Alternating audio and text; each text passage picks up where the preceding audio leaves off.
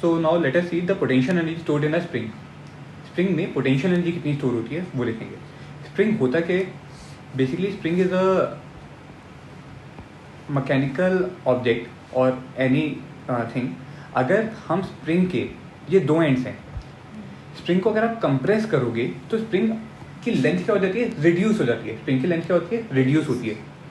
तो स्प्रिंग जब अपनी नेचुरल लेंथ पे होता है तो हम उसको बोलेंगे नेचुरल लेंथ ऑफ स्प्रिंग, और उसको हम डिनोट करेंगे L0 से. ठीक है, उसको हम क्या डिनोट करेंगे? L0 से. Now let us consider different cases for the spring first. अगर मैंने स्प्रिंग पे कोई एक एक्सटर्नल फोर्स F लगाया, given that both the ends of the spring are free, तो क्या होगा कि स्प्रिंग एक रिजिड रॉड की तरह बिहेव करेगा. स्प्रिंग कैसे बिहेव करेगा? एक रिजिड रॉड की तरह. और फोर्स लगाने की वजह से तुम्हारा जो point of application of force है वो कुछ डिस्टेंस आगे मूव करेगा, और स्प्रिंग क्या होगी? वो भी कुछ आगे की तरफ डिस्प्लेस हो जाएगी. ठीक है, स्प्रिंग इनिशियली कहाँ पे थी? इस लोकेशन पे थी. स्प्रिंग क्या होगी? धीरे धीरे मूव करके आगे की तरफ आएगी. लेकिन स्प्रिंग में कोई कंप्रेशन नहीं आएगा. स्प्रिंग में कोई भी कंप्रेशन नहीं आएगा. अगर स्प्रिंग के दोनों एंड्स क्या हैं? फ्री हैं. अगर तुम स्प्रिंग को कंप्रेस करना चाहते हो तो तुम्हें स्प्रिंग के एक एंड को पकड़ के फिक्स करना पड़ेगा. एक एंड को पकड़ के क्या करना पड़ेगा? फिक्स करना पड़ेगा. तो अब तक तुम फोर्स लगा रहे थे, फोर्स लगाने की वजह से स्प्रिंग मूव करी. अब तुमने देखा यार स्प्रिंग तो कंप्रेस होनी थी, तो तुमने क्या किया? अगले केस में स्प्रिंग के एक एंड को क्या किया? फिक्स कर दिया. स्प्रिंग के एक एंड को क्या किया? फिक्स किया. अब क्या होगा? जब तुम फोर्स लगाओगे तो स्प्रिंग का दूसरा एंड तो मूव कर नहीं सकता, तो स्प्रिंग की नेचुरल लेंथ क्या होनी शुरू हो जाएगी? कंप्रेस होनी शुरू हो जाएगी. So in this case spring will be something like this. ऐसी हो जाएगी स्प्रिंग. ठीक है, और जो point of application of force है वो क्या हो गया? मूव हो गया. सो इनिशियली तुम्हारा कौन सी लोकेशन थी? ये वाली लोकेशन. बाद में कौन सी है? ये. सो इतने डिस्टेंस से अगर तुम्हारा फोर्स आगे की तरफ मूव किया है तो तुम बोल सकते हो इतने ही डिस्टेंस से तुम्हारी स्प्रिंग भी क्या हुई है? कंप्रेस हुई है. स्प्रिंग कंप्रेस के डायरेक्शन में हुई, एक्सटर्नल फोर्स की डायरेक्शन में. स्प्रिंग के डायरेक्शन में कंप्रेस हुई है, एक्सटर्नल फोर्स की डायरेक्शन में. जब तुम स्प्रिंग को कंप्रेस कर रहे हो तो स्प्रिंग क्या हो रही है? डिफॉर्म हो रही है. स्प्रिंग क्या हो रही है? डिफॉर्म हो रही है. तो क्या स्प्रिंग अब तुम्हारी रिजिड बॉडी कहलाएगी? नहीं, क्योंकि रिजिड बॉडी कौन सी थी? जिसपे कितना भी फोर्स लगा लो वो कभी डिफॉर्म नहीं होगी. स्प्रिंग डिफॉर्म हो रही है, सो वो अपने अंदर क्या लाएगी?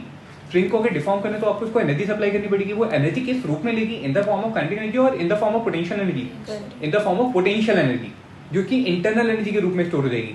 सो जैसे जैसे आप स्प्रिंग के ऊपर फोर्स लगाओगे, आपने स्प्रिंग के ऊपर वर्क किया, work is done by the external agent on the spring. वो वर्क क्या आएगा? पॉजिटिव. मतलब energy supplied by the external agent to the spring. तो spring will gain the energy. Spring उस एनर्जी को गेन करके क्या कर रहे हैं? अपनी पोटेंशियल एनर्जी को बढ़ा रहे. कैसे बढ़ाया? खुद डिफॉर्म होके. ठीक है, अब जैसे जैसे आप स्प्रिंग को डिफॉर्म कर रहे हो, वो डिफॉर्मेशन को तो रेजिस्ट करेगा. क्यों रेजिस्ट करेगा? बिकॉज स्प्रिंग जो है वो किसी न किसी एटम से तो बना होगा ना, किसी एलिमेंट से बना होगा. एलिमेंट्स में एटम्स रहे होंगे और एटम एटम के बीच का कोई डिस्टेंस रहा होगा. जब आप डिफॉर्म करोगे तो आप उसकी कन्फिगरेशन को चेंज करना चाह रहे हो. कन्फिगरेशन को चेंज करना चाह रहे हो मतलब एटम एटम के बीच के डिस्टेंस को चेंज करना चाह रहे हो. वो डिस्टेंस चेंज ना हो तो बॉन्ड लेंथ क्या करेगी? एक रेजिस्टिंग फोर्स अप्लाई करेगी. That resisting force is directly proportional to the deformation in the spring itself.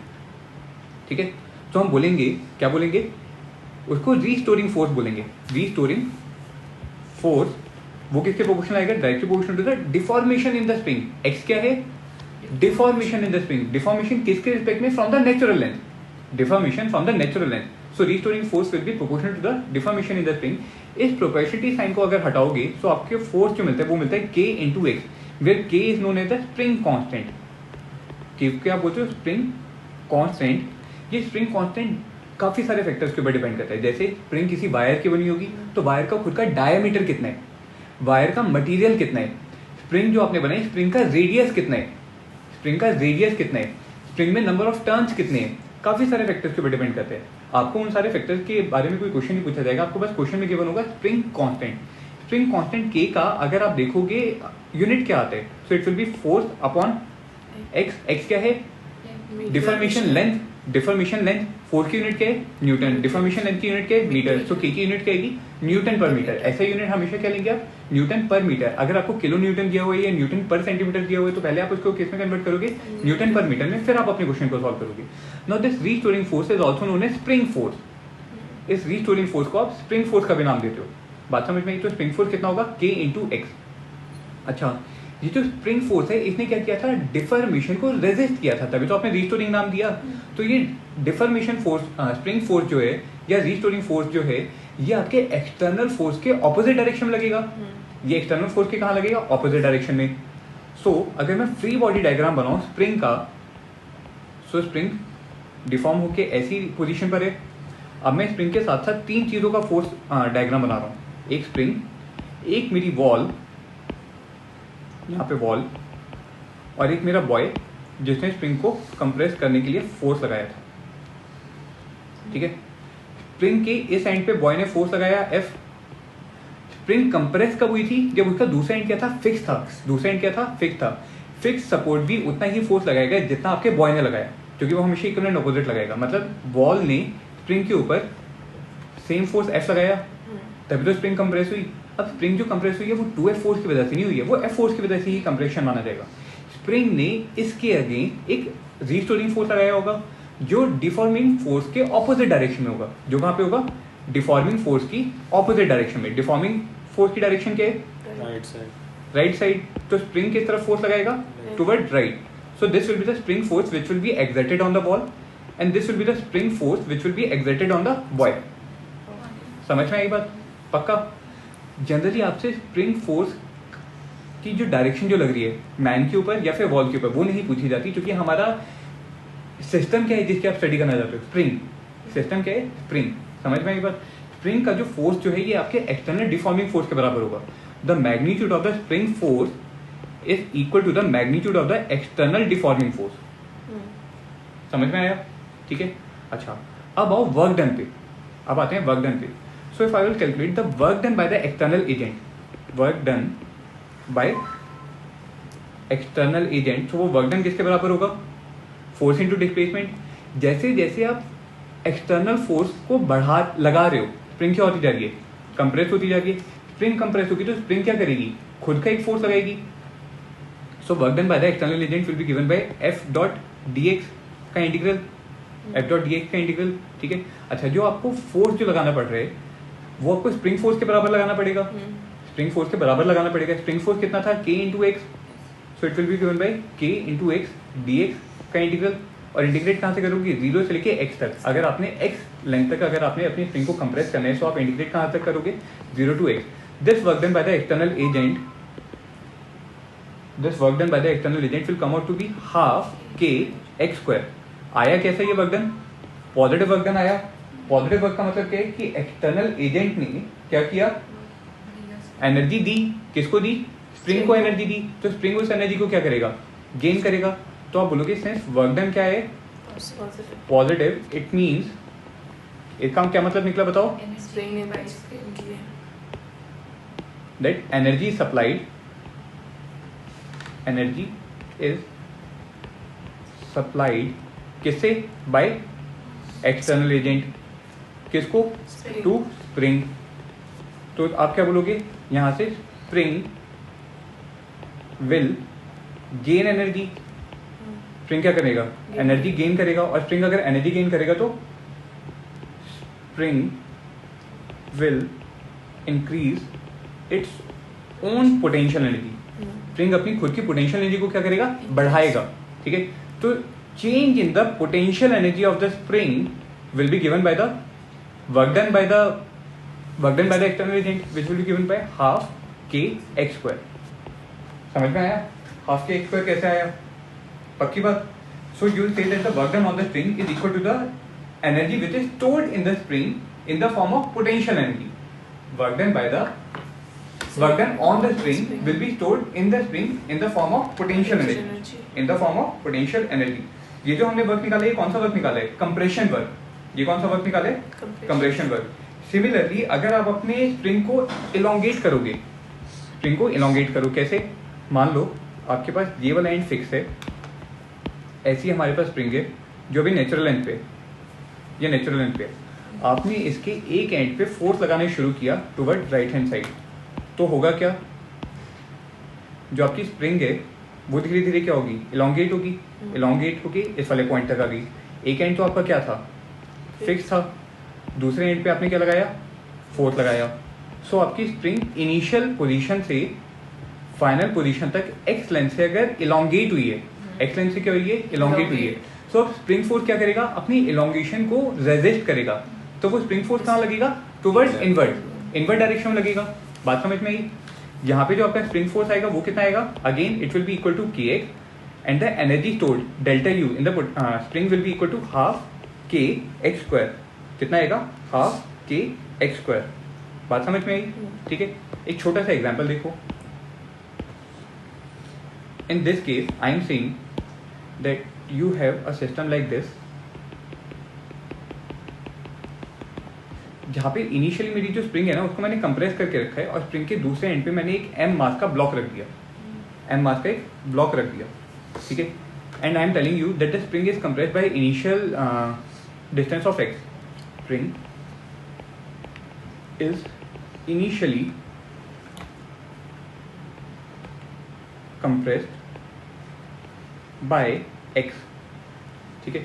System में अभी आपने यहाँ पे एक स्टॉप लगा के इसको पकड़ के रखा हुआ है, ठीक है। When you will remove the stop you have to find out the velocity of the block when the spring in its natural state. जब स्प्रिंग अपनी नेचुरल स्टेट में आ जाएगी तो आपको क्या करना है, ब्लॉक की वेलोसिटी निकालनी है, ठीक है, ब्लॉक की वेलोसिटी निकालनी है। तो यहाँ पे आप क्या बोलेंगे, पहले क्वेश्चन लिख देते हैं। When stop is removed, find the velocity of block, find the velocity of block when spring is in natural length, when the spring is in its natural length, ठीक है। बताओ आप क्या बोलोगे, स्प्रिंग इनिशियली कंप्रेस्ड है तो spring के पास क्या है, पोटेंशियल एनर्जी, स्प्रिंग के पास क्या है, पोटेंशियल एनर्जी। और स्प्रिंग अगर कंप्रेस्ड है तो स्प्रिंग क्या करेगी, ब्लॉक के ऊपर एक स्प्रिंग फोर्स लगाएगी जो स्प्रिंग को उसकी ओरिजिनल या नेचुरल लेंथ में लाने की टेंडेंसी रखेगा, ठीक है। तो ब्लॉक के ऊपर लगने वाला फोर्स बताओ। ब्लॉक अगर आप ऐसे दिखाओगे तो ब्लॉक के ऊपर जो स्प्रिंग फोर्स लगेगा वो कहाँ पे लगेगा, toward right hand side. The spring force will be acting toward right hand side, ठीक है। अच्छा याद करो जो मैंने आपको बताया था, वर्क डन क्या था, वर्क क्या था, it is a way to transfer the energy. और एनर्जी क्या थी, एबिलिटी टू डू वर्क। और हमें एनर्जी किस लिए रिक्वायर्ड थी, टू एक्सर्ट अ फोर्स। हमने क्या बोला था, energy is required to exert a force. Spring के पास कौन सी एनर्जी थी, अगर वो कंप्रेस थी, पोटेंशियल एनर्जी। उस पोटेंशियल एनर्जी की वजह से स्प्रिंग ने अपने ब्लॉक के ऊपर एक स्प्रिंग फोर्स लगाया। सो उसी एनर्जी को यूज करके उसने स्प्रिंग फोर्स बनाया है। समझ में आई बात, उसी एनर्जी को यूज करके उसने क्या बनाया, स्प्रिंग फोर्स। अब ये बताओ, इनिशियली तो आपका स्टॉप लगा हुआ था, मैकेनिकल स्टॉप लगा हुआ था, इसलिए ब्लॉक की इनिशियल वेलोसिटी कितनी थी, 0। इनिशियल वेलोसिटी कितनी थी, 0। स्प्रिंग के पास इनिशियल पोटेंशियल एनर्जी कितनी है, पोटेंशियल एनर्जी इनिशियली कितनी है स्प्रिंग के पास, हाफ के एक्स स्क्वायर। जब स्प्रिंग अपनी नेचुरल लेंथ पे जाएगा तो उसकी पोटेंशियल एनर्जी कितनी हो जाएगी, 0। So potential energy final of the spring will be equal to 0। अच्छा, ब्लॉक क्या है, एक रिजिड बॉडी। रिजिड बॉडीज के पास सिर्फ और सिर्फ काइनेटिक एनर्जी होती है, पोटेंशियल एनर्जी नहीं होती। So initial kinetic energy of the block will be equal to 0। आपको क्या निकालनी है, फाइनल काइनेटिक एनर्जी ब्लॉक की। सो आप क्या बोलोगे कि स्प्रिंग की जो पोटेंशियल एनर्जी है वो किस में कन्वर्ट हो जाएगी, kinetic energy of the block में। स्प्रिंग की पोटेंशियल एनर्जी का चेंज, स्प्रिंग की पोटेंशियल एनर्जी का चेंज कन्वर्ट होगा ब्लॉक की काइनेटिक एनर्जी के चेंज में। चेंज बोलना है, एब्सोल्यूट टर्म्स में बात नहीं होगी, किस में बात होगी, चेंज में। सो you will say that change in potential energy of the spring will be equal to change in kinetic energy of the block। और ये चेंज आया किस वजह से, एनर्जी से फोर्स लगा ब्लॉक के ऊपर, तो ब्लॉक ने फोर्स की वजह से एक्सेलरेशन आई, एक्सेलरेशन की वजह से वेलोसिटी आई। सो फोर्स वाले कंसेप्ट से नहीं निकालेंगे हम, कौन से कंसेप्ट से निकालते हैं, by the conservation of energy. So आप यहाँ पे क्या बोलेंगे, स्प्रिंग के अंदर पोटेंशियल एनर्जी का कितना चेंज आया, -12 के एक्स स्क्वायर। माइनस क्यों, चूंकि चेंज का मतलब क्या होता है, final minus initial, should be equal to the change in potential energy of the change in kinetic energy of the block. Final kinetic energy of the block कितना होगा, half mv final का square, और initial कितनी है, 0। यहाँ पे जो negative sign जो है, ये नेगेटिव साइन क्या बता रहे हैं, दैट वर्क, ये जो change in potential energy of the spring आई है, ये क्या है, स्प्रिंग की एनर्जी क्या हुई है, डिक्रीज हुई है। स्प्रिंग की एनर्जी क्या हुई है, डिक्रीज हुई है। अगर आप ब्लॉक के ऊपर लगने वाले फोर्स की बात करोगे तो वो तो वेलोसिटी की डायरेक्शन में लग रहे हैं। सो आप बोलो कि work done by the spring on the block will B positive. Work done by the spring on the block will B positive. तो यहाँ पे हम इस नेगेटिव साइन को कंसिडर नहीं करेंगे, क्योंकि नेगेटिव साइन ने तो ये बताया कि स्प्रिंग की पोटेंशियल एनर्जी डिक्रीज हुई है। बात समझ में आई? तो अगर हम यहाँ पे मैग्नीट्यूड की टर्म्स में अगर बात करें, हम किसकी टर्म्स में बात करेंगे? मैग्नीट्यूड की टर्म्स में। सो आप यहाँ पे भी मैग्नीट्यूड लेंगे, सो आप क्या बोलोगे? हाफ के x square is equal to half M we final square. So the final velocity of the block will come out to be k by m under root of k by m into x, under root of k by m into x. समझ में आई बात? ठीक है, आगे देखिए work energy theorem. अब हमारी शुरू हो रही है work energy theorem. So you will say that whenever work is done, whenever work is done on an object, whenever work is done on an object or a system of particle, object तो एक single object हो गया, लेकिन हो सकता है कि हमारा स्प्रिंग प्लस ब्लॉक सिस्टम हो, स्प्रिंग के दोनों एंड पे कुछ कुछ ब्लॉक्स लगे हुए हो, 3 या 4 कनेक्टेड बॉडीज हो, तो वो क्या हो जाएगा? सिस्टम ऑफ पार्टिकल या system of bodies. So whenever work is done on a object और a system of particles, its energy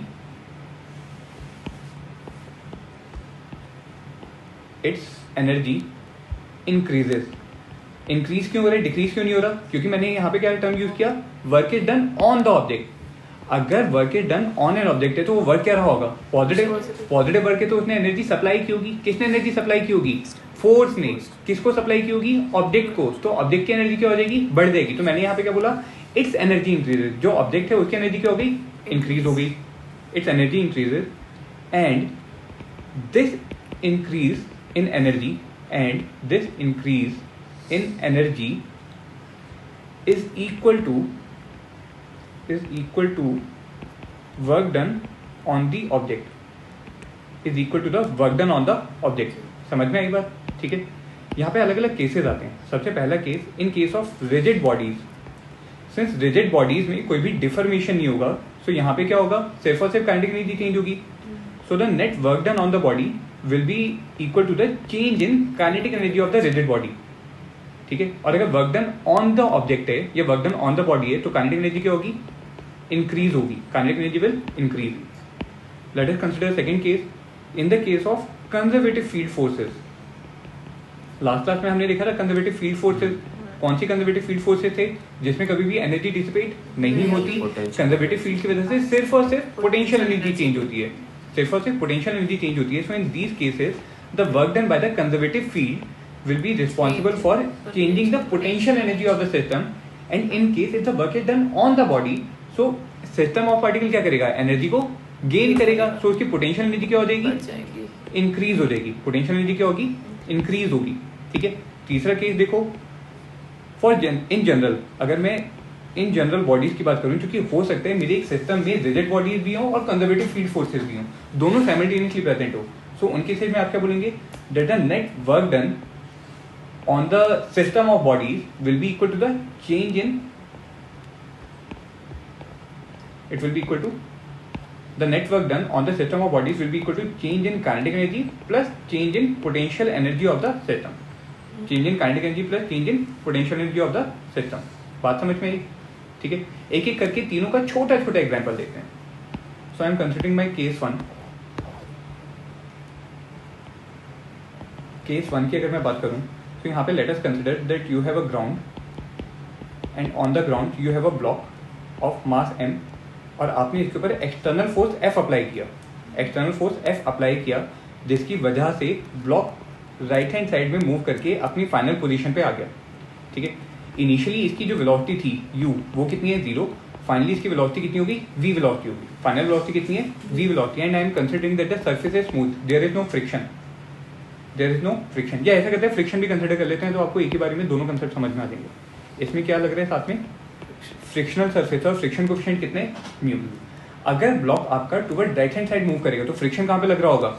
opposite direction में। फ्रिक्शनल फोर्स कहाँ पे लग रहा होगा? ऑपोजिट डायरेक्शन में। फ्री बॉडी डायग्राम अगर आप बनाएंगे सो mg फोर्स कहाँ पे लगेगा?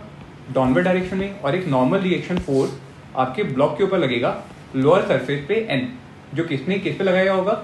ग्राउंड ने ब्लॉक के ऊपर normal reaction force upward direction में लगाया होगा, perpendicular to the contact surface.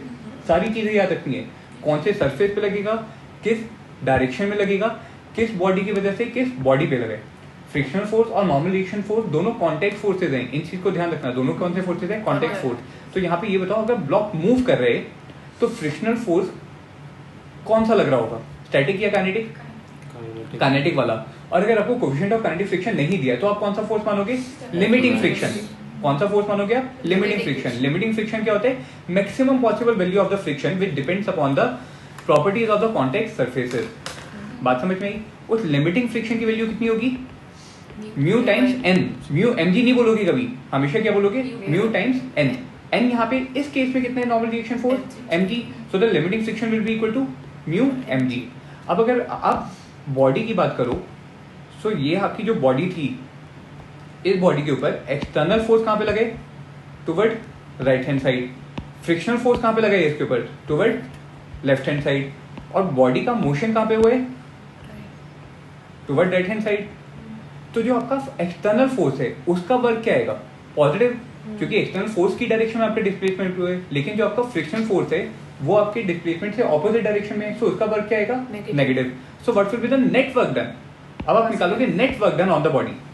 So net work done will be given by the work done of the external force plus work done of the frictional force. ठीक है, external force का work कितना होगा, F into S, plus frictional force का work कितना होगा, minus F dot S, जहां पे एफ को, फ्रिक्शनल फोर्स को स्मॉल एफ लिखा गया। ठीक है, so this work done will be equal to f s minus mu m g s. Now you are given the case one where the body is a rigid body. जो आपका block है वो कैसी body है, rigid body. And you know that in the case of rigid body the net work done is equal to the change in kinetic energy of the body. So you will say that f s minus mu m g s should be equal to half M we final square minus half M we initial square. अगर आपके block की कोई initial velocity दी थी तो आप उसकी value को put करेंगे, अगर इनिशियल वेलोसिटी नहीं दी थी तो आप उसको जीरो एज्यूम करके यहाँ से इस इक्वेशन से आप अपनी फाइनल वेलोसिटी फाइंड आउट करेंगे। क्या फाइंड आउट करेंगे, फाइनल वेलोसिटी। समझ में आई बात। सेकंड केस कौन सा था हमारा, कंजर्वेटिव फील्ड फोर्सेस का।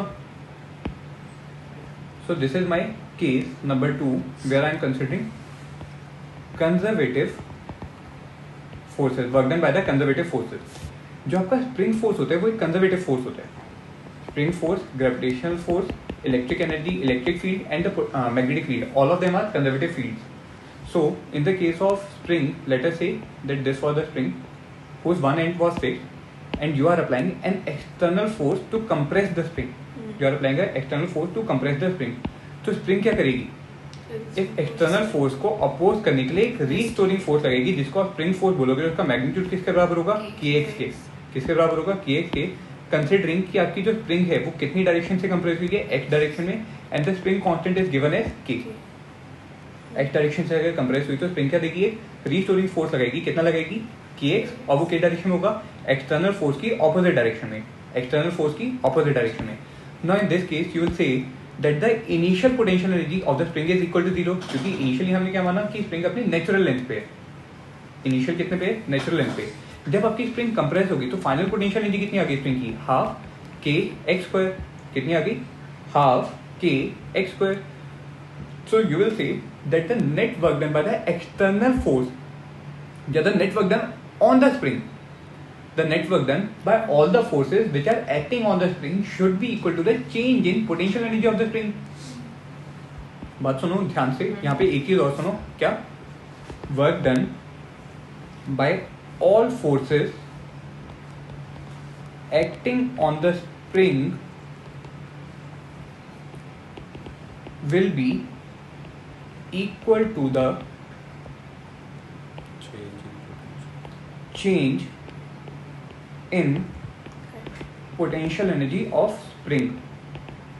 ठीक है, जो आपकी स्प्रिंग है उस पे अलग अलग डायरेक्शन में अलग अलग फोर्सेस लग सकते हैं। So you have either of two choices, या तो आप स्प्रिंग के ऊपर अलग अलग फोर्सेस का पहले नेट फोर्स निकालो और F डॉट एस वेक्टर से आप वर्क निकालो, पहला मेथड, या फिर आप सभी फोर्सेस का इंडिविजुअल डिस्प्लेसमेंट देख लो। पहला फोर्स लगाया तो डिस्प्लेसमेंट कितना हुआ होगा, तो उसका वर्क कितना है, दूसरा फोर्स उसका वर्क कितना है, तीसरा फोर्स उसका कितना वर्क है, उन सभी वर्क को न्यूमेरिकली ऐड कर दो। दोनों मेथड आपके करेक्ट है।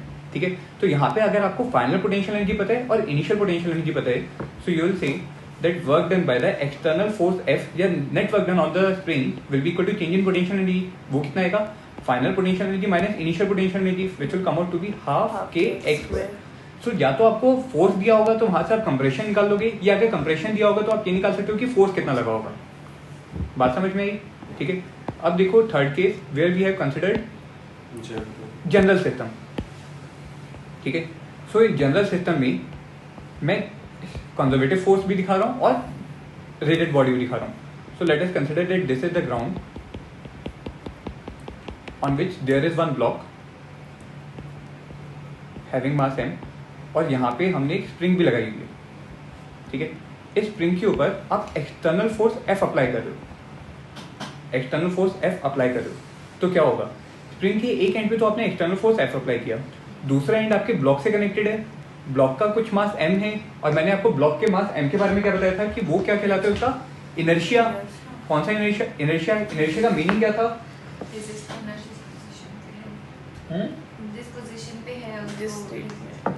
बॉडी जिस पोजीशन पर है वो उसी पोजीशन को या उसी मोशन को मेंटेन करने की टेंडेंसी रखेगी. इनिशियली आपका ब्लॉक क्या है? रेस्ट पे. सो वो रेस्ट पे रहने की टेंडेंसी रखेगी. तो स्प्रिंग को क्या फील होगा कि वो कंप्रेस होना चाह रही है, क्योंकि एक एंड जहां पे ब्लॉक कनेक्टेड है वो फिक्स पोजीशन, वो फिक्स एंड की तरफ बिहेव करेगा. वो इंस्टेंट के लिए फिक्स एंड की तरफ बिहेव करेगा क्योंकि उसकी इनिशियल वेलोसिटी 0 है. दूसरे एंड पे आप फोर्स लगा रहे हो, स्प्रिंग क्या होनी शुरू होगी? कंप्रेस होनी शुरू होगी. तो अब आपकी स्प्रिंग क्या होगी? थोड़ी सी कंप्रेस होगी. अगर ये कंप्रेस हुई तो स्प्रिंग अपने दोनों एंड पे क्या लगाएगा? स्प्रिंग फोर्स लगाना शुरू करेगा. सो ब्लॉक पे अगर मैं यहाँ पे साथ में ब्लॉक दिखाऊं,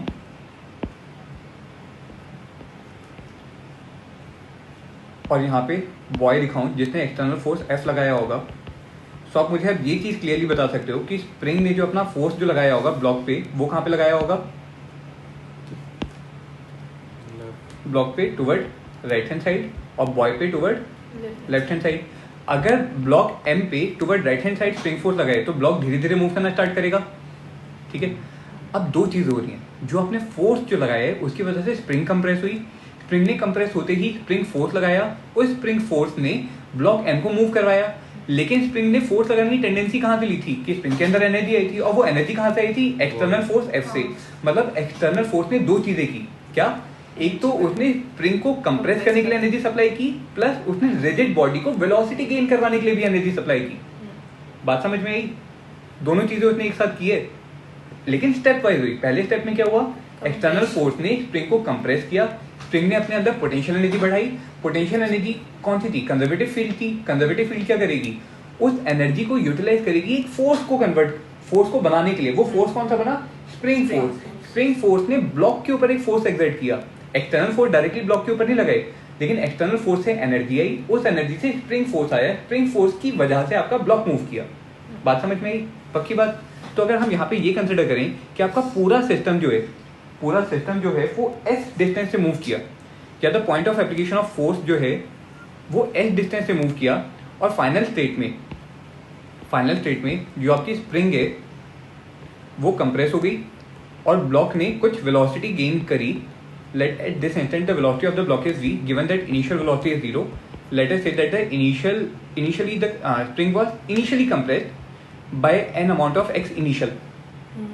ठीक है. और ऐसे करते हैं हम इसकी इनिशियल कुछ वेलोसिटी भी ले लेते हैं. Initial velocity of the block is vi toward right hand side, final velocity of the block is va, and the final compression of the spring is xf. Final length of the spring xi जो है ना, ये है initial length of spring, initial compressed length of the spring, और xf क्या है? final compressed length of spring. ठीक है. इनिशियल भी कंप्रेस थी, फाइनल भी कंप्रेस थी, लेकिन फाइनल जो कंप्रेशन है वो इनिशियल कंप्रेशन से ज्यादा है. ब्लॉक के पास इनिशियल वेलोसिटी भी थी, फाइनल वेलोसिटी भी थी, लेकिन फाइनल वेलोसिटी क्या होगी? कम भी हो सकती है, ज्यादा भी हो सकती है, डिपेंडिंग अपॉन फोर्सेस के सकते हैं. साथ में यहाँ पे फ्रिक्शनल फोर्स भी आ सकता है, कोई भी चीज आ सकती है, लेकिन आपको करना क्या होगा? Net work done by all the forces should be equal to the total change in energy, the total change in energy of the system of particle. Total change in energy को हम बोलते हैं total mechanical energy. So there will be the change in mechanical energy of the system. उस mechanical energy के अंदर कौन कौन सी एनर्जी आ जाएगी? Kinetic energy plus as well as potential energy. तो बताओ यहाँ पे हम इक्वेशन क्या लिखेंगे? फोर्स कितने से डिस्प्लेस हुआ है? एस से। So F into S will be equal to the change in kinetic energy of the block plus change in potential energy of the block. Change in kinetic energy कितना होगा? Half M we final square minus half M we initial square plus change in potential energy कितना आएगा? Half के X final square minus half के X initial square. समझ में आई बात? ये आ गई आपकी इक्वेशन। ठीक है, तो यहाँ पे मैंने क्या किया, एनर्जी जो सप्लाई की, जो एनर्जी मैंने सप्लाई की, उस एनर्जी से सिस्टम ने क्या किया, अपनी एनर्जी को चेंज किया। कौन सी एनर्जी? Potential energy. कौन सी एनर्जी? दोबारा बोलो। Potential energy. बात समझ में आई? ठीक है, आगे देखो work energy theorem. Work energy equation for rigid bodies.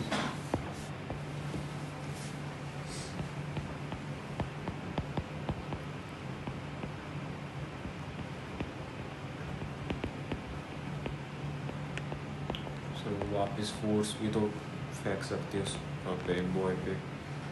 Spring वापस अपना फोर्स भी तो फेंक सकती है बॉय पे। स्प्रिंग का फोर्स हमने यहाँ पे क्यों नहीं लिया? क्योंकि यहाँ पे जो मेरा सिस्टम है, वो सिस्टम क्या है? यहाँ पे अगर आप अपना सिस्टम अगर देखोगे, सो ये पूरा आपका सिस्टम है। तो ब्लॉक के ऊपर लगने वाले जो स्प्रिंग फोर्स है, वो तो इंटरनल फोर्स हो गया ना।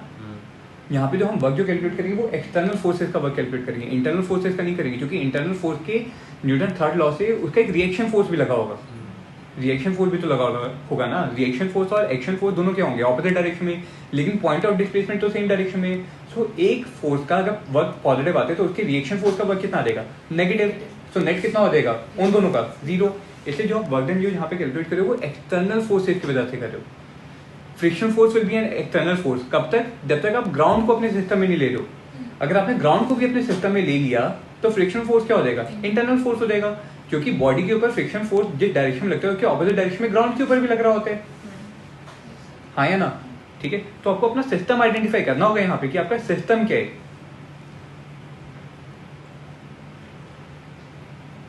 So work energy equation for rigid bodies, what this says कि अगर हमारी रिजिड बॉडी है तो उसमें चेंज इन काइनेटिक एनर्जी आएगा। अगर सिर्फ रिजिड बॉडी है तो उसमें क्या आएगा? Change in kinetic energy. So you will से कि इनिशियली मान लो आपके पास ऐसा ग्राउंड है, this is the block M having an initial velocity V I, और कुछ फोर्स लगाया आपने एफ, जिसकी वजह से ब्लॉक का डिस्प्लेसमेंट हुआ s, and the final energy of the block is v final. So you will say that the work done by the external forces, मैं साफ लिख रहा हूँ, work done by the external forces will be equal to the change in kinetic energy of the block because the block is a rigid body. Block क्या है? Rigid body. या तो आप ऐसे बोल लो, या फिर आप इसी को ऐसे भी बोल सकते हो क्या, कि ब्लॉक के पास इनिशियल एनर्जी कितनी थी? This is my initial state, this one is my initial state. तो इनिशियल स्टेट पे ब्लॉक के पास एनर्जी कितनी है? Half M we initial square. ठीक है, initial energy of the system of particles plus जो आपने एक्सटर्नल फोर्स एफ लगाया उसकी वजह से वर्क डन हुआ, वो वर्क डन कितना है? F into s should be equal to the final energy of the block. Initial कुछ एनर्जी थी, एनर्जी आपने एक्सटर्नली उसको और सप्लाई कर दी, तो वो किसके बराबर आएगी? फाइनल एनर्जी के। So this will be equal to half M we final square. समझ में आई बात? This is one method of writing. एक ही इक्वेशन को लिखने के अलग अलग मेथड है। इसी को आप ऐसे भी लिख सकते हो, the work done by the external force is equal to the change in kinetic energy of the system. ऐसे भी तो लिख लिया ना। यहाँ पे हमने क्या किया? इनिशियल एनर्जी कंजर्वेशन किया। पहली इक्वेशन हमारी एनर्जी कंजर्वेशन इक्वेशन है, initial energy plus energy given to the system should be equal to the final energy. दूसरी इक्वेशन क्या है? Work done by the all the external forces on the system should be equal to the change in kinetic energy of the system. लिखने का method एक ही है, आप कैसे भी लिख सकते हो। सो इन जनरल अगर हम लिखें तो हम लिख सकते हैं कि इनिशियल काइनेटिक एनर्जी किसकी? Of body, initial kinetic energy of body plus work done by forces which are acting in the direction of displacement, work done by forces acting in the direction of displacement of body इन सब का work क्या आएगा, positive, minus कौन सा, work done by forces acting in opposite direction, acting in opposite direction. मतलब मैं कौन से फोर्स को यहाँ पे लेना चाह रहा हूँ, resisting forces, frictional force, air resistance force, buoyancy forces, इनकी वजह से जो वर्क डन आएगा वो वर्क क्या होगा, नेगेटिव, मतलब जो डिसिपेटेड एनर्जी है। अगर वो क्वेश्चन में आपको ये भी दे रहे ना कि आप वर्क कर रहे थे और कुछ कुछ आपने फिनोमेना करके बॉडी में से एनर्जी डिसिपेट करवा दी, तो वो भी आपकी डिसिपेटेड एनर्जी होगी, should be equal to the final kinetic energy of block. ठीक है, तो यहाँ पे आपको ध्यान किस चीज पे देखना है कि जो आपका ये वाला क्वांटिटी है, ये क्वांटिटी आपको क्या बता रही है, एनर्जी सप्लाइड टू सिस्टम, और दूसरी वाली एनर्जी क्या है, एनर्जी डिसिपेटेड।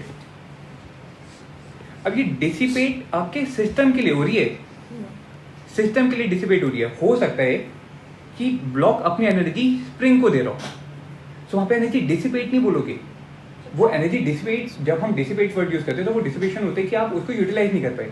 लेकिन अगर ब्लॉक ने अपनी एनर्जी स्प्रिंग को दे दी तो ब्लॉक की एनर्जी तो डिक्रीज होगी ना एक तरीके से। ठीक है, तो मैं उस एनर्जी की बात कर रहा हूँ, बात समझ में आई? ठीक है,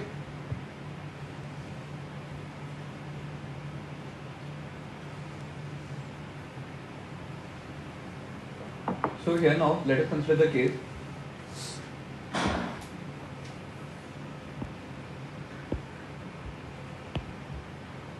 आपके पास एक ऐसा सिस्टम है where this is your wall and this is the horizontal ground, you have a spring having a spring constant k in its natural position, spring के natural position पे, और ये एक stop है जो spring के end पे लगा हुआ है। you have a block of mass m initially moving with a velocity vi, initial velocity कितनी है उसकी, vi, ये भी compressed है normal, ये भी नेचुरल लेंथ पे, इनिशियली एल नॉट मतलब नेचुरल लेंथ पे। ठीक है, क्वेश्चन में बोला गया find the velocity of block when spring is compressed by x distance, when the spring is compressed by x distance, given that the distance between the block and the spring is, say for example, s SA, and friction coefficient on the ground between the ground and the block is mu। ठीक है, ये आपको question में given है। अब आप इसको solve कैसे करेंगे, आप दोबारा अपने सिस्टम को अपने ओरिजिनल सिस्टम के नीचे ड्रॉ करेंगे। ठीक है, और अपनी स्प्रिंग को थोड़ा सा कंप्रेस कर देंगे by an amount of x. So initial आपकी पोजीशन क्या है, स्प्रिंग के एक एंड की ये वाली पोजीशन है। अब मैं क्या करूंगा, इसको कंप्रेस कर दूंगा, कंप्रेस करके मैं यहाँ तक ले आया, स्प्रिंग क्या हो गई है, कंप्रेस हो गई है। कितने अमाउंट से कंप्रेस हुई, एक्स से, क्योंकि आपका ये वाला डिस्टेंस कितना आ गया, एक्स। सो फाइनल पोजीशन पे आपका ब्लॉक कहाँ पे रहा होगा, इधर आ गया होगा ब्लॉक। ब्लॉक इनिशियली कहाँ पे था, यहाँ पे। ब्लॉक का टोटल मोशन कितना हुआ, s प्लस एक्स, ब्लॉक का टोटल मोशन कितना हुआ है, s प्लस एक्स। ठीक है, अच्छा ब्लॉक जब मूव किया तो उसके पास फ्रिक्शनल फोर्स भी लग रहा था, उसके ऊपर फ्रिक्शनल फोर्स भी लग रहा था। वो कहाँ पे लग रहा था, मोशन के ऑपोजिट डायरेक्शन में। तो फ्रिक्शनल फोर्स कहाँ लग रहे हैं, बैकवर्ड डायरेक्शन में। ठीक है, अब हम एनर्जी इक्वेशन या दूसरी इक्वेशन को डायरेक्टली लगाते हैं। आप क्या बोलोगे कि initial energy of the block is what, half M we initial square. ठीक है, कोई एक्सटर्नल फोर्स तो लग नहीं रहा except for the frictional force. Frictional force क्या कहते हैं, एनर्जी को डिसिपेट करवाते हैं, क्योंकि फ्रिक्शनल फोर्स डिस्प्लेसमेंट के ऑपोजिट डायरेक्शन में हो रहे हैं। Minus work done by the frictional force will be equal to mu m g, distance कितना लोगे यहाँ पे, total distance move by the block जो कितना है, एस प्लस एक्स। कितना है, एस प्लस एक्स। ठीक है, ये तो आ गया जो एनर्जी सिस्टम से निकल गई। ये कहाँ किसकी वजह से निकली, ब्लॉक की काइनेटिक एनर्जी उसने डिक्रीज करवा दी। This should be equal to जितनी एनर्जी बची, ये एनर्जी दो टर्म्स में जाएगी। कौन कौन सी दो टर्म्स, एक तो आपकी जो स्प्रिंग है वो एक्स डिस्टेंस से कंप्रेस होगी, तो स्प्रिंग ने अपनी एनर्जी को बढ़ाया होगा, मतलब किसी ने एनर्जी सप्लाई की। सो हाफ के एक्स स्क्वायर, साथ में ब्लॉक के पास अभी भी कुछ वेलोसिटी है, क्योंकि अगर स्प्रिंग पूरी कंप्रेस नहीं हुई, स्प्रिंग के पास अभी भी कुछ वेलोसिटी तो होगी, that the velocity of the block is at this position is v final, so it will be equal to half m v final square. समझ में आई बात? ठीक है, ये तो है एक मेथड लिखने का। समझ में आया? Initial energy plus energy supplied by all the work minus energy taken by all the forces should be equal to the change in the energy of the remaining system, या वो किसके बराबर होनी चाहिए? Final energy of the system. Final energy कौन कौन सी है? ब्लॉक की काइनेटिक एनर्जी और स्प्रिंग की पोटेंशियल एनर्जी। ठीक है, या तो एक तरीके से हमने ऐसे लिखा, या फिर क्या लिखोगे? वर्क डन बाय, जो हमने जनरल मेथड से लिखा था, क्या? Work done by all the forces acting on the system. कौन कौन से फोर्सेस लग रहे हैं? सिर्फ स्प्रिंग के ऊपर वर्क डन किन, स्प्रिंग नहीं, आपके सिस्टम के ऊपर वर्क डन किन किन फोर्सेस की वजह से देखा जाएगा? External forces. कौन से एक्सटर्नल फोर्स लग रहे हैं? सिर्फ और सिर्फ फ्रिक्शनल फोर्स। तो वो वर्क कितना आएगा? दिस इज अनदर मेथड, तुम्हें और करके लिख रहा हूँ। या तो हमने ऊपर वाले मेथड से लिखा एनर्जी कंजर्वेशन मेथड, दूसरा मेथड क्या? Network done by all the forces should be equal to the change in kinetic energy of the system plus change in potential energy of the system। इस हिसाब से आप क्या लिखेंगे? कौन कौन से फोर्सेस का वर्क देखोगे? सिर्फ एक फ्रिक्शनल फोर्स लग रहा है, उसका वर्क कितना आएगा? Minus mu m g s plus x should be equal to change in kinetic energy of the block, कितना आएगा? Half M we final square minus half M we initial square plus change in potential energy of the system. Initially क्या थी? Natural length पे तो initial potential energy कितनी है? 0। Final potential energy कितनी है? हाफ के एक्स स्क्वायर। अगर इक्वेशन को देखोगे तो कुछ नहीं किया, यहाँ पे जो minus half M we initial वाली टर्म है, इसको अगर आप लेफ्ट हैंड साइड पे ले जाओगे तो आपको अपनी पहली वाली इक्वेशन मिल जाएगी। समझ में आई बात? पक्का? यहां से अब जैसे मैंने ये एक जनरल क्वेश्चन आपको बताया, अगर वो आपसे ये पूछे कि स्प्रिंग कितना मैक्सिमम कंप्रेस होगी, तो बताओ स्प्रिंग कब तक कंप्रेस होगी? जब तक ब्लॉक की वेलोसिटी 0 ना हो जाए। क्योंकि अगर ब्लॉक के पास कोई वेलोसिटी है तो ब्लॉक का मोशन ब्लॉक की वेलोसिटी की डायरेक्शन में होगा। ब्लॉक का मोशन ब्लॉक की वेलोसिटी की डायरेक्शन में होगा। अगर ब्लॉक की वेलोसिटी 0 नहीं है तो ब्लॉक मूव कर रहे हैं, ब्लॉक मूव कर रहे तो वो स्प्रिंग को क्या करता जाएगा? कंप्रेस करता जाएगा। तो वो भी लिखो, to find maximum compression of spring, maximum compression of spring in above question, condition क्या बनेगी आपकी? कि जो फाइनल वेलोसिटी ऑफ ब्लॉक है वो कितनी हो जाएगी? 0। क्यों? दोबारा बोलो। काइनेमेटिक्स में हमने पढ़ा था कि जब भी किसी पार्टिकल के पास कोई वेलोसिटी होती है, सो पार्टिकल का डिस्प्लेसमेंट या पार्टिकल के मोशन की डायरेक्शन अपनी वेलोसिटी को फॉलो करती है। वेलोसिटी है तो अब ब्लॉक मूव कर रहे हैं, तो स्प्रिंग क्या होती जाएगी? कंप्रेस होती जाएगी। स्प्रिंग अगर कंप्रेस हुई तो क्या होगा? कंप्रेस अभी हो रही है तो अभी कंप्रेस होनी बाकी है। मैक्सिमम कंप्रेशन पे क्या होगा? कि ब्लॉक फर्दर और मूव नहीं कर सकता। ब्लॉक फर्दर अगर मूव नहीं करे तो ब्लॉक की वेलोसिटी को क्या होना पड़ेगा? 0। और उस टाइम पे आपका स्प्रिंग का कंप्रेशन जो है वो किस पे पहुंच जाएगा? मैक्सिमम कंप्रेशन पे, जिसको आप हमेशा डिनोट करोगे एक्स मैक्सिमम से। ठीक है, तो ऊपर वाली इक्वेशन में अगर हम फाइनल वेलोसिटी को 0 पुट कर दें तो आपकी इक्वेशन क्या बचेगी? Minus mu m g s plus x maximum should be equal to half M we final square, तो 0 हो गया, minus half M we initial square plus half के एक्स मैक्सिमम का होल स्क्वायर। ये एक आपकी क्वाड्रेटिक इक्वेशन बनेगी। इस क्वाड्रेटिक इक्वेशन को सॉल्व करके आप अपना maximum compression of the spring find out कर सकते हो सकता है आपको कुछ कुछ अलग अलग टर्म्स गिवन हो, फ्रिक्शन ना गिवन हो, जितनी भी एनर्जीज होंगी, जितने भी फोर्सेज होंगे, हो सकता है यहाँ पे एक्सटर्नल फोर्सेज भी लग रहे हो, सो एक्सटर्नल फोर्सेज का भी वर्क लोगे, लेकिन आपको जनरल इक्वेशन लिखनी समझ में आ गई कैसे लिखते हैं। ठीक है, एक एग्जांपल और देखो। आओ, इन द नेक्स्ट एग्जांपल हम इसी सिस्टम को वर्टिकल ओरिएंटेशन में ले जाते हैं। ठीक है, so here you are given a ground, a spring, और स्प्रिंग के ऊपर एक मासलेस ट्रे रखी है। स्प्रिंग के ऊपर एक मासलेस ट्रे रखी हुई है।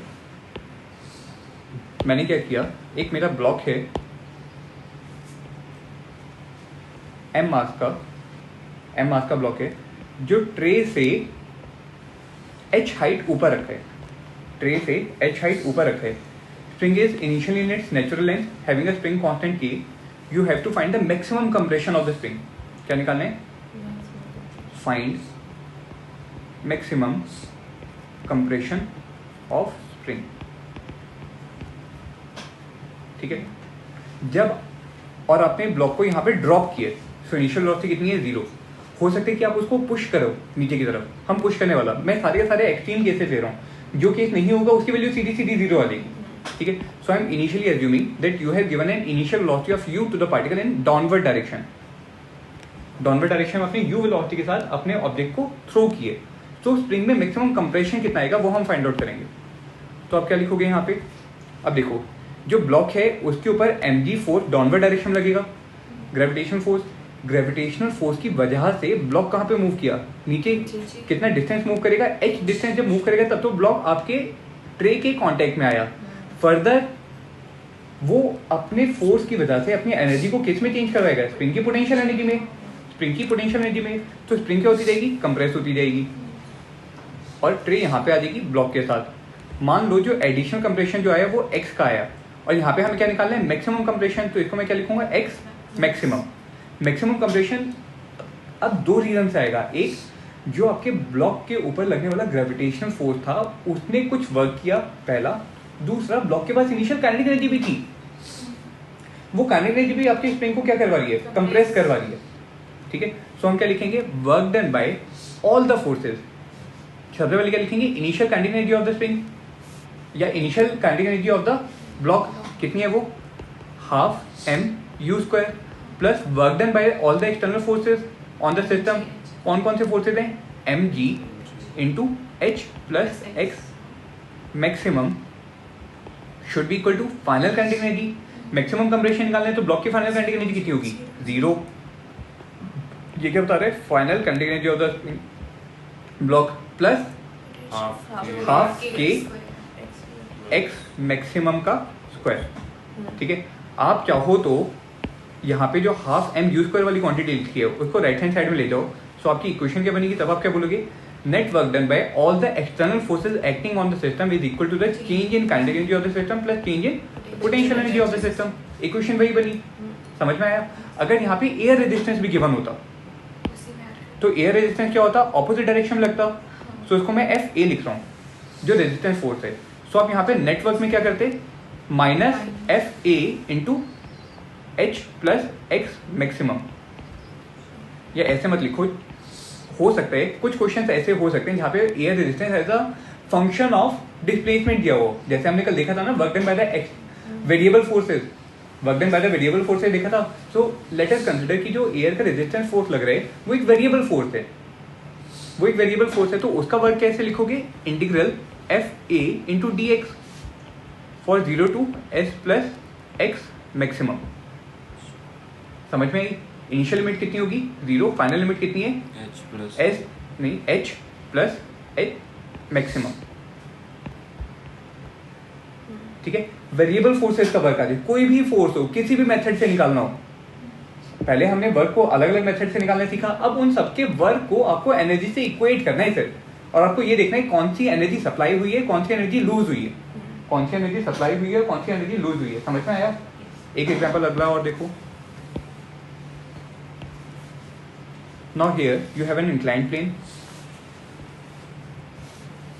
इंक्लाइंड प्लेन के बॉटम पे एक मास m है जिसको मैंने initial velocity 10 metre per second से ऊपर की तरफ प्रोजेक्ट किया, 10 मीटर पर सेकेंड से ऊपर की तरफ प्रोजेक्ट किया। The angle of the incline is 60 degree, the length of the incline is given to be, this length of the incline, 1 second,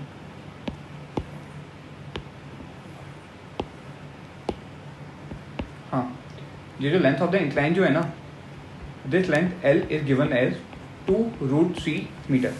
ये लेंथ ऑफ द इंक्लाइन कितनी given है, 2√3 metre. The friction coefficient between the block and the incline plane mu is given as 1/√3, it is given to be 1/√3. So you have to find the velocity of block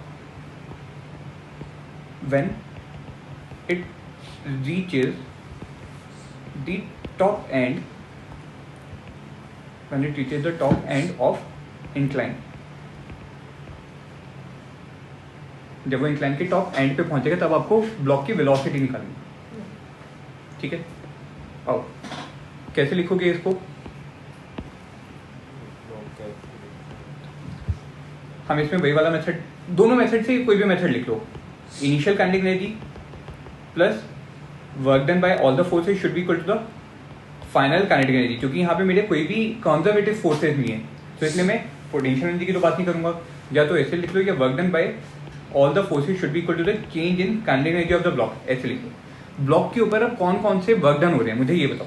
frictional हो रहा है, एक तो frictional force होगा, और दूसरा क्या होगा, mg का, ग्रेविटेशन का। ग्रेविटेशनल फोर्स कहाँ पे लग रहा है ब्लॉक के ऊपर, डाउनवर्ड डायरेक्शन में mg, लेकिन ब्लॉक का डिस्प्लेसमेंट कहाँ है, उससे किसी एंगल पर है, उसके किसी एंगल पर है। तो आप क्या करोगे, mg की कंपोनेंट ले लो, mg के दो कंपोनेंट आएंगे, एक कंपोनेंट किस डायरेक्शन में आएगा, ऑपोजिट डायरेक्शन में, जो कितना आएगा mg sin थीटा, और दूसरा कंपोनेंट कितना आएगा mg cos theta which will be perpendicular to the displacement mg cos theta. जो आपका mg cos थीटा वाला फोर्स है उसकी वजह से वर्क कितना आएगा, जीरो। क्यों, क्योंकि वो डिस्प्लेसमेंट के परपेंडिकुलर डायरेक्शन में हो रहे हैं, तो दोनों के बीच का एंगल कितना आएगा 90 डिग्री, और वर्क कितना होता है f dot s vector, dot मतलब cos थीटा, cos 90 कितना आएगा जीरो।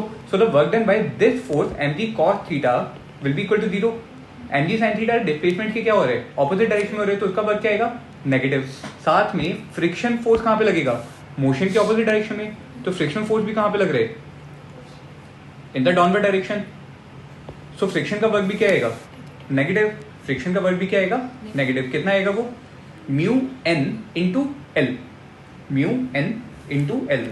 अब लिखो सारा का सारा, इनिशियल काइनेटिक एनर्जी ब्लॉक कितनी है, हाफ। अच्छा, mass of the block is given to be 10, mass of the block will not be required because it will cancel out from all the terms. Let us see. Mass initial kinetic energy कितनी होगी, half mv initial square plus work done by the all the system. अब work done मेरे दो अलग अलग हैं। सबसे पहला वर्क हम लिखते हैं ग्रेविटेशन का, तो वो कितना आएगा minus mg sin theta into L. Minus क्यों लिखा, क्योंकि डिस्प्लेसमेंट के ऑपोजिट डायरेक्शन में हो रहे हैं। एक वर्क आएगा आपका फ्रिक्शन का, कितना आएगा वो minus mu mg cos theta into l. ये तो क्या हो गया, work done by all the forces, this should be equal to the final velocity of the block, so half mv final का स्क्वायर। अब यहाँ पे देखो आपकी कौन बहुत सारी टर्म्स कैंसिल आउट हो जाएंगी, बहुत सारी नहीं, m and mass m will cancel out. आपको v इनिशियल गिवन है क्वेश्चन में 10 मीटर पर सेकेंड, g आपको पता है 10 metre per second square, theta angle आपको पता है 60 डिग्री, लेंथ l आपको पता है 2√3 मीटर, म्यू आपको पता है 1/√3, g पता है, cos थीटा पता है, लेंथ पता है, तो यहाँ से आप v फाइनल को कैलकुलेट करेंगे। समझ में आई बात, कैसे हमने सॉल्व किया इसको, पक्का।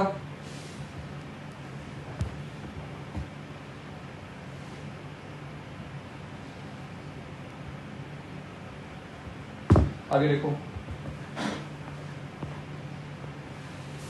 इन द नेक्स्ट एग्जाम्पल, ये एग्जाम्पल आपका सर्कुलर मोशन का एक कंसेप्ट है, जिसको ऐसे यहाँ पे क्वेश्चन हम ले डायरेक्ट।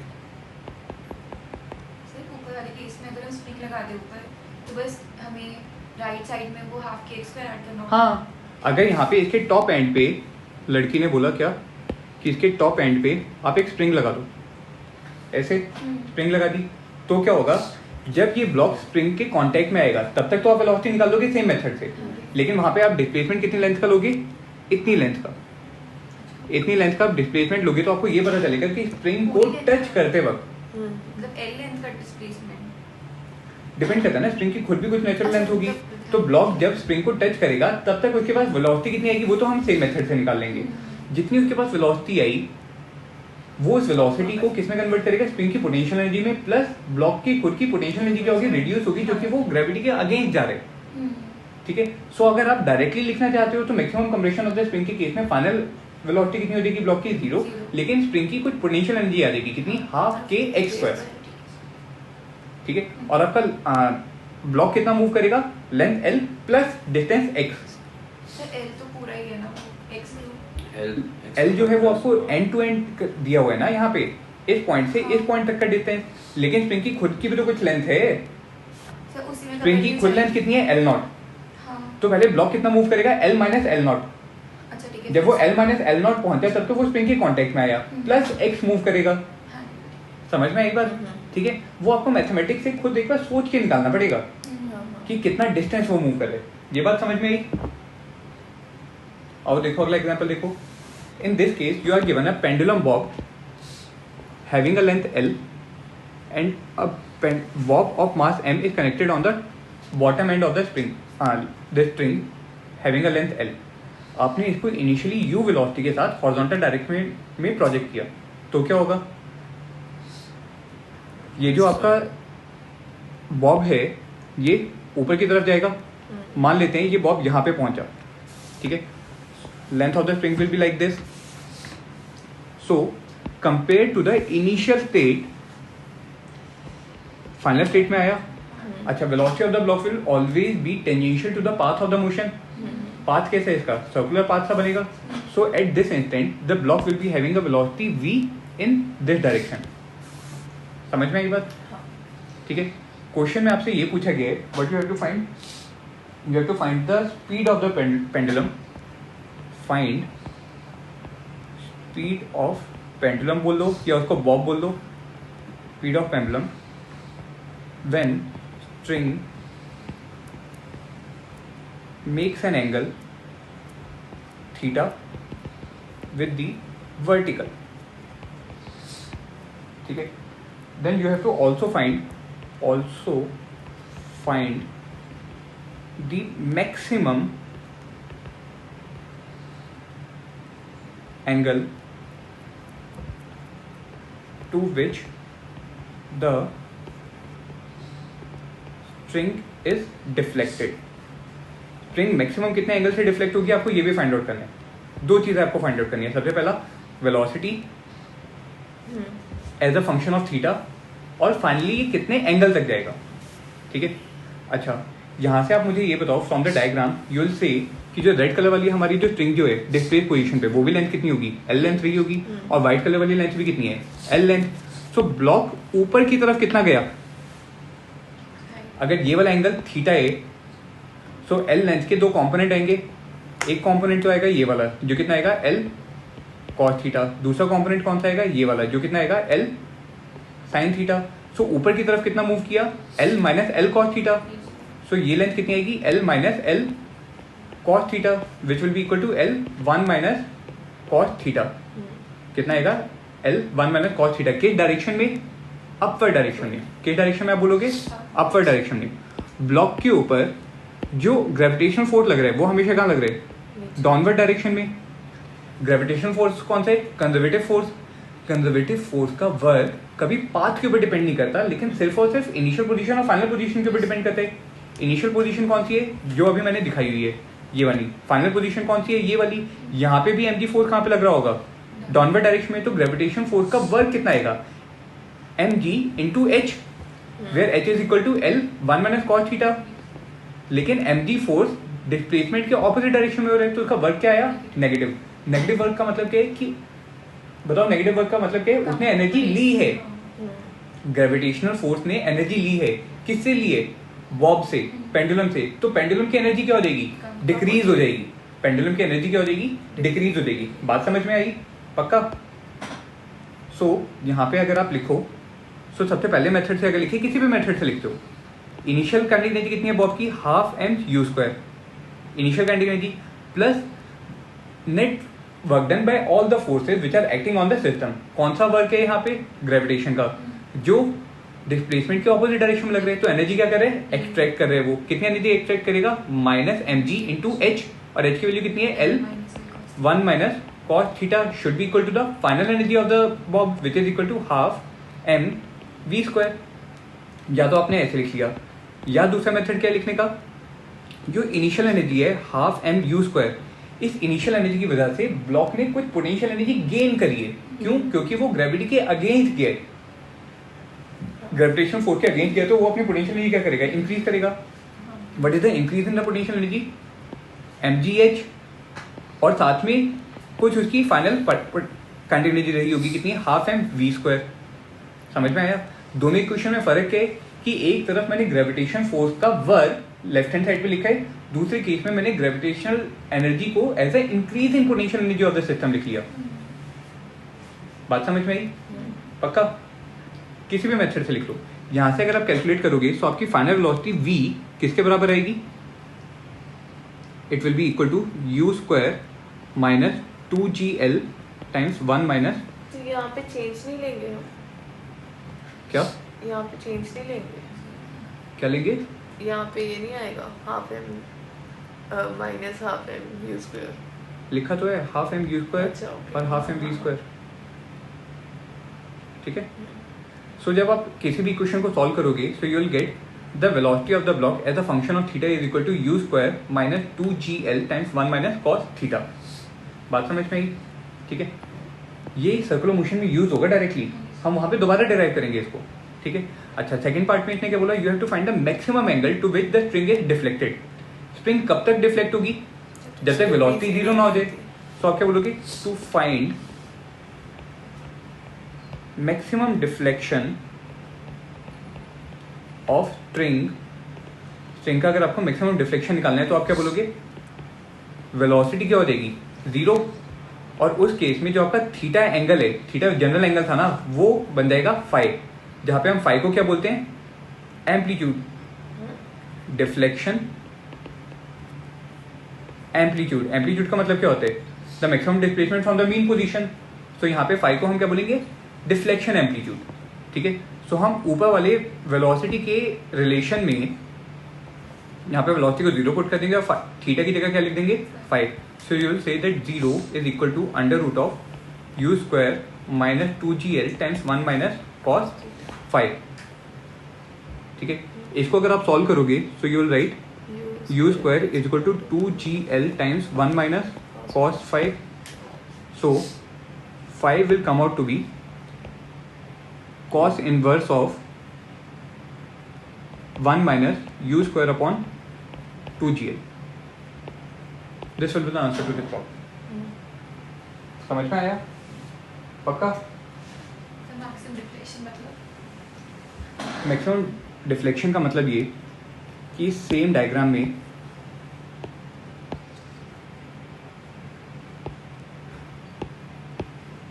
ये आपका सेम डायग्राम था। इस डायग्राम में देखो, जो आपकी ब्लॉक जो है वो हाइट h गेन कर रहा है धीरे धीरे। h हाइट बढ़ती जाएगी with respect to time. Time जैसे जैसे बढ़ता जाएगा तो h हाइट बढ़ती जाएगी। अगर h हाइट बढ़ रही है तो ब्लॉक की पोटेंशियल एनर्जी बढ़ रही है। किसके एक्सपेंस पे पोटेंशियल एनर्जी बढ़ेगी? कुछ तो कम होगा ना। अगर पोटेंशियल एनर्जी बढ़ रही है तो कुछ तो डिक्रीज होगा, क्योंकि एनर्जी कंजर्व रहेगी। क्या चीज कम होगी? Kinetic energy. काइनेटिक एनर्जी कम होगी। काइनेटिक एनर्जी कम कब तक हो सकती है? जब तक वेलोसिटी जीरो ना हो, क्योंकि काइनेटिक एनर्जी कभी नेगेटिव नहीं हो सकती। काइनेटिक एनर्जी हमेशा एक एब्सोल्युटली पॉजिटिव रहेगी, हाफ एम वी स्क्वायर। मास हमेशा पॉजिटिव होता है, वेलोसिटी चाहे पॉजिटिव लो या नेगेटिव लो, उसका स्क्वायर तो हमेशा क्या आएगा? पॉजिटिव आएगा। ठीक है। सो अगर आपकी सिस्टम की पोटेंशियल एनर्जी बढ़ रही है सो आपको दिखेगा कि आपके सिस्टम में किसी पॉइंट पे काइनेटिक एनर्जी डिक्रीज हो रही होगी by the same amount. So आप क्या बोलोगे? Change in potential energy of the system should be equal to the change in kinetic energy of the system. अगर पोटेंशियल एनर्जी आपकी बढ़ रही है तो काइनेटिक एनर्जी क्या होगी? डिक्रीज होगी। मैक्सिमम कितनी डिक्रीज हो सकती है काइनेटिक एनर्जी? जीरो पे आ जाएगी। तो जब आपकी काइनेटिक एनर्जी जीरो हो गई तो सिस्टम की पोटेंशियल एनर्जी क्या होगी? मैक्सिमम। मतलब आपका जो बॉब है वो अपनी मैक्सिमम डिस्प्लेसमेंट पोजीशन पे आया होगा। ठीक है। Let us say that the maximum displacement position is over here. So with respect to the initial state, जो इसने मैक्सिमम जितना एंगल चला, जितना इसने मैक्सिमम हाइट क्लाइंब किया, वो क्या देगा आपको? Maximum change in the potential energy. और जितना एंगल ये चला होगा वो क्या है? मैक्सिमम